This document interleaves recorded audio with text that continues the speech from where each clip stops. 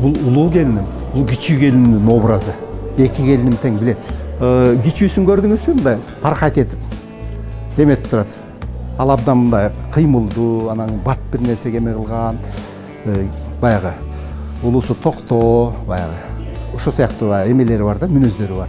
Анан ушундай эле нерсе менен түшүндүрсө болот да. Бул кадимки эле жанагы биздин терини жыдыт, жүнүн жыдытып салганда чылгый деп коебуз.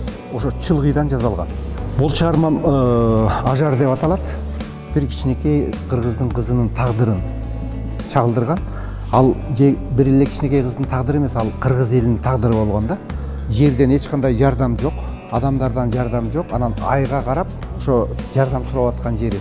Анан көркөө каршыкырлар ушу тегеректеп алып эч жака жылдырбай, азыр мына жарып тытып кетебиз деген мезгили да. Карабайсыз, бирөөнүн тумшугу бар, бирөөнүн тумшугу жок. Анан бул көркөө каршыкыр деп айтылат. Мындай эмне үчүн бул иштер көңдөй, бул ачтыкты ошол. Эмне болсо да жерин мындайча айтканда чагылдырган образда шиш чоку, анан бөксөтөө, анан бөксөтөө. Силер топосту көрбөгүлө, тоону көргүлө. Мындай общий карасаңар топост турат. Бул темасы дагы асман тиреги деп турат. 2 сутка жакын жолотпой, уктабай мамалагын. Коруп турду, анан деги ээси келатканын көрүп, анан кийин ошо жатып калыптыр да, кулап калды. Бул бир чети защитник деп да койгон темасын. Ошо мамалагын жолотпой эме кылып, анан бул жерге ошо мамалактар батпай калды, экспозиция кылганда. Бу да чылгый материалы. Кадимки чылгый. Мунун ичинде каркасы металлдан. Бул болсо золочение. Бул золото кадимки эле. Бардыгы? Жок. Ичи металл, сыртынан менен алтын жалаткан да. Бул эми ат жаптык. Кабылан деп аталат.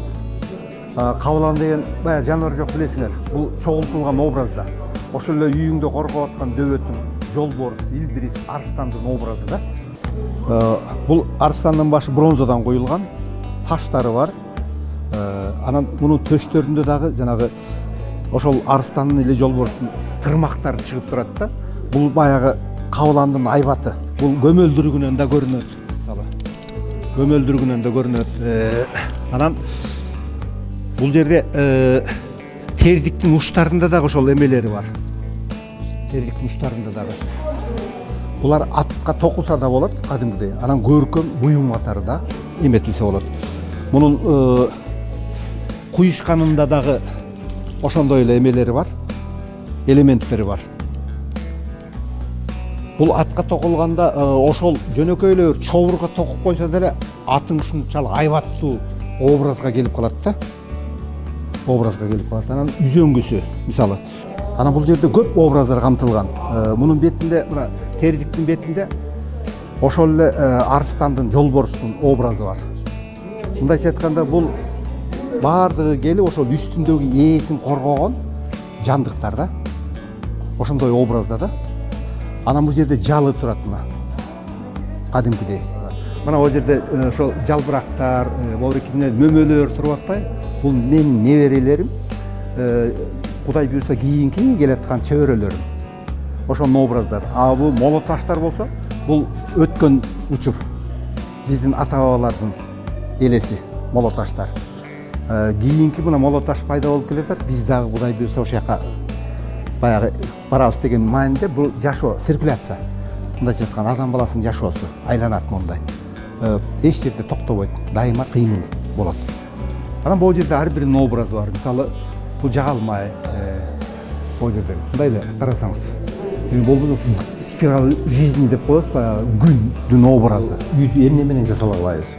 Кооздуктар менен ар кандай, картиналарды билебиз. Анан бул баягы булгары менен жасалган, бул пано деп аталат.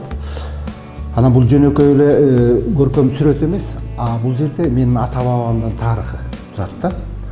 Бул ошол жанагы кийинки келаткан муундарга, тойго мен ушунун көчүрмөсүн алып барып тартуулап атам да. Себеби алардын да бала бакырасы болот да.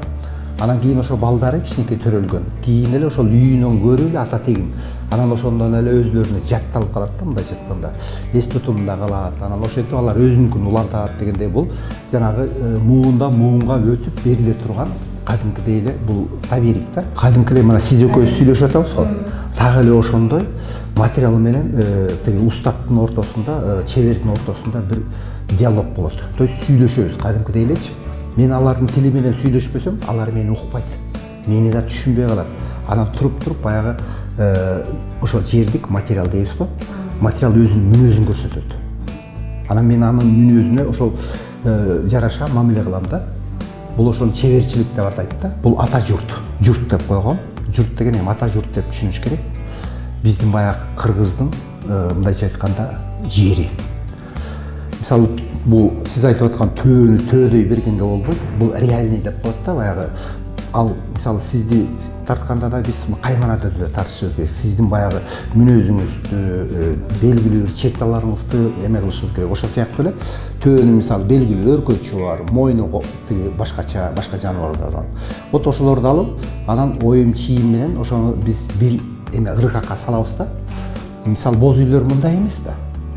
Бирок менин боз үйдү ушундай элестетем. Боз үйдө ар бир боз үйдүн эмесин карасаңыз өзүнүн ыргактары бар. Ойма чиймеси бар. Ар бир боз үй өзүнчө ырдап турат да. Жаныбарларда да ошол бул кадимкилер топоз. Мындай карасаң тоо таштын элеси бар. А бирок топоз. Азыр 12 президентте менин ээрим бар. Назарбаев. Биздин Нурсултан Назарбаев. Ал киши дагы ошол эме ээр деметкенде аябай сылап, анан кийин мен аябай мактап, анан эме кылды. Мындай ээрди жигиттин жигити мениш керек деп. Бир чети өзүм мактагандык болуш керек деп ойлойм.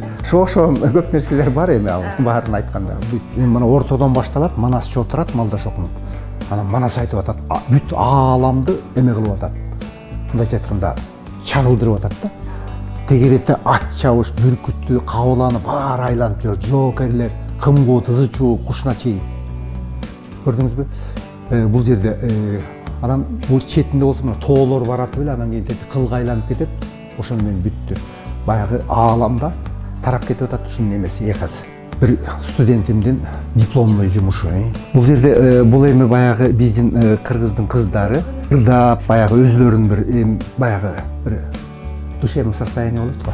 Ошол сыяктуу бир мотивде. Тетиги ар жагында болсо бир кезде Давань деген мамлекетибиз болгон. Жанагы кадимки эле Оштогу Сулайман тоонун тегерегинде. Анан кыргыз аты учуп жүрөт деген легенда кеткен. Бүт дүйнө жүзүнө. Бул ошол башка элдин ошо кыргыз аттын ушундай аргымактардын күчтүүлүгүн ушундай дүйнөгө тарап кетип анан учуп жүрөт деп элестетишкен да. Канаты бар деген сыяктуу. Ата тегимде ошол бул жерде Санжарада көрсөңүз Көкөрчү деген мен тетиги чоң аталарым турат. Көкөр жаза өзү убагында кадимки эле кыргыздын. Мен бир айылда баккан киши болгон деп айтылат. Анан ошо мен да кийин ушул өнөргө келип калышымдын себеби ушул деп эсептейм да. Анан мен кайра эле ошол иштегим келе берет. 40 жылдан ашып калды. 40 жылдан ашып калды. Мен бул тиги устат болоюн, мугалим болоюн деп ойлогон да эмесмин. Оюма да келген эмес. Анан азыр чет өлкөдөн келгендер айтып калышат, бул республиканын бренди болуп калды да. Мисалы Булгариядан жазылган бир картина алып кетсе же бир ушундай сувенир алып кетсе, биздин улуттун мүнөзүн чагылдырат деп айтып калышат да. Анан Кудай буйрса буга жетиштим. Эми мындан ары өнүктүрүү да, өнүктүрүү. Азыр дүйнө жүзүндө бул Булгардын көркөм иштети боюнча азыр биздин Кыргызстанга чын айтканда ат салышкандар жок. Мен муну жоопкерчилик менен айта алам.